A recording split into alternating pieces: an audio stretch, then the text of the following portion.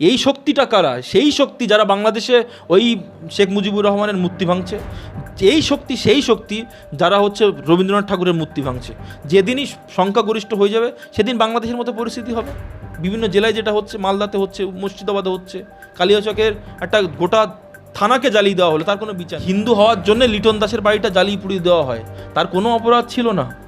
তারপরে হচ্ছে আপনার এই যে শিল্পীটা যে মানে অনেক দীর্ঘদিন ধরে সেই ইনস্ট্রুমেন্টগুলো রেখে দিত, তার বাড়িটাকেও জ্বালিয়ে পুড়িয়ে দেওয়া হয়। নিরীহ হিন্দুগুলোর বাড়ি ঘরদোর জ্বালিয়ে দেওয়া হচ্ছে। এটা কিন্তু দেখেনি যে কে কমিউনিস্ট, কে হচ্ছে আপনার মুক্তমনা, কে হচ্ছে আপনার সেকুলার, কে বলে হিন্দু মুসলমান ভাই ভাই, এটা কিন্তু দেখা হয়। কি এর আন্দোলন হচ্ছে?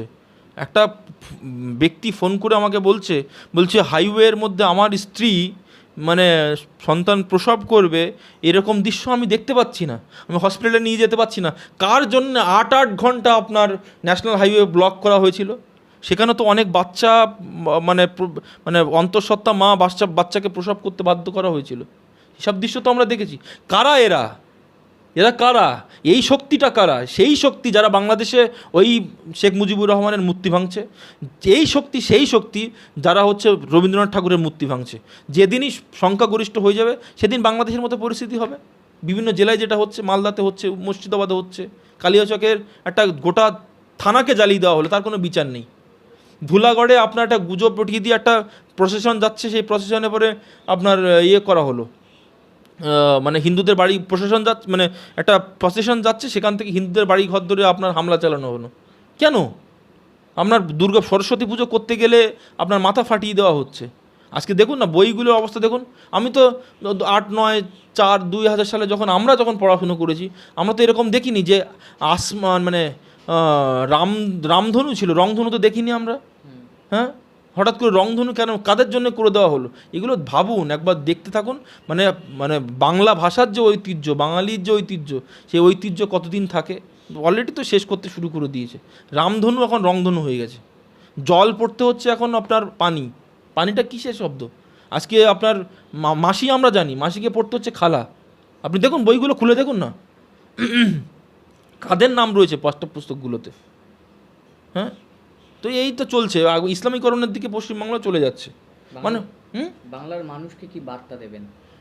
বাংলার মানুষ ঐক্যবদ্ধ হতে হবে। এখন ঐক্যবদ্ধ যদি না হয়, হিন্দুত্ব যেমন জাগরণ হচ্ছে, কখন জাগরণ হচ্ছে? যখন জাগরণটা হচ্ছে যখন দেয়ালে পিঠ থেকে গেছে, আর কোথাও কিছু করার নেই। আজকে বাংলাদেশের হিন্দুদের কাছে গিয়ে বলুন তো, এই যে লেফটদের মতো আপনারা বামপন্থী হয়ে যান, ভাই ভাই সবাই ভাইচারা, বলবে তোমার ভাইচারা গিয়ে রাখো ভাই। আমার বাড়িতে যখন হামলা হয়েছিল না, ওই ভাইচারা কেউ দেখেনি। আমাকে হিন্দু হওয়ার জন্য লিটন দাসের বাড়িটা জ্বালিয়ে পুড়িয়ে দেওয়া হয়, তার কোনো অপরাধ ছিল না। তারপরে হচ্ছে আপনার এই যে শিল্পীটা যে মানে অনেক দীর্ঘদিন ধরে সেই ইনস্ট্রুমেন্টগুলো রেখে দিত, তার বাড়িটাকেও জ্বালিয়ে পুড়িয়ে দেওয়া হয়। নিরীহ হিন্দুগুলোর বাড়ি ঘরদোর জ্বালিয়ে দেওয়া হচ্ছে। এটা কিন্তু দেখেনি যে কে কমিউনিস্ট, কে হচ্ছে আপনার মুক্তমনা, কে হচ্ছে আপনার সেকুলার, কে বলে হিন্দু মুসলমান ভাই ভাই, এটা কিন্তু দেখা হয়নি। নির্বিশেষে সবার বাড়ি জ্বালিয়ে দেওয়া হয়েছে।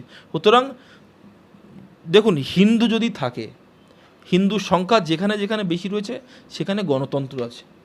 হিন্দুর সংখ্যা যেখানে যেখানে বেশি রয়েছে সেখানে আপনার অন্য ধর্মের মানুষরাও থাকতে পারে।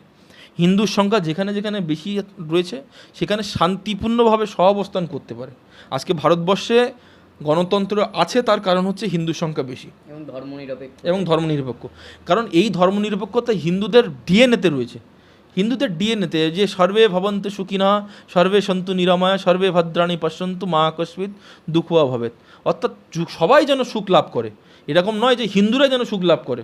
প্রত্যেকটা রিলিজনে দেখবেন আমার পথটাই শ্রেষ্ঠ পথ, কিন্তু হিন্দু ধর্ম বলে যে all road leads to god, অর্থাৎ যত মত তত পথ। হিন্দুত্ব যদি ঠিক থাকে, হিন্দুর সংখ্যা যদি ঠিক থাকে, তাহলে আপনার গণতন্ত্র থাকবে, আপনার সহাবস্থান থাকবে, আপনার অন্য ধর্মের প্রতি রেসপেক্ট থাকবে।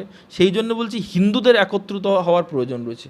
তার কারণ গণতন্ত্রের সাথে এই কমিউনিজমের একটা বড় শাখা ছিল আপনার এই ঢাকার উত্তরাতে ছিল, ঢাকার আপনার শাহবাগের ওখানটায় ছিল।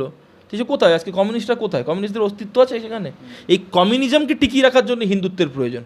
তার কারণ যদি ইসলামী শক্তি, জিহাদি গোষ্ঠী যদি মাথার চাড়া দিয়ে ওঠে, কমিউনিস্টদেরকেও আস্ত রাখবে না ভাই। তো সুতরাং মুক্ত মনা যারা রয়েছে, যারা মানে সমালোচনা করে, যারা আপনার গভর্নমেন্টের সমালোচনা করে, যারা বাকস্বাধীনতায় বিশ্বাস করে, তাদের জন্য হিন্দুত্বের প্রয়োজন। তার কারণ হিন্দুত্ব থাকলে এরা বেঁচে থাকবে। আমাদের সঙ্গে এতক্ষণ ছিলেন বিজেপি নেতা জ্যোতি চ্যাটার্জি। কার্যত তিনি দাবি করলেন যে আরজিকর কাণ্ড নিয়ে পুলিশ মন্ত্রী তথা স্বাস্থ্যমন্ত্রী মানে মুখ্যমন্ত্রী মমতা বন্দ্যোপাধ্যায়ের পদত্যাগ চাই, এবং বাংলাদেশ ইস্যু নিয়েও তিনি মানুষকে বার্তা দিলেন যে পশ্চিমবঙ্গের মানুষকে জাগতে হবে, যাতে বাংলাদেশের পরিস্থিতির পুনরাবৃত্তি না ঘটে এই পশ্চিমবঙ্গে। আমাদের সঙ্গে এতক্ষণ থাকার জন্য অসংখ্য ধন্যবাদ। নমস্কার সবাইকে।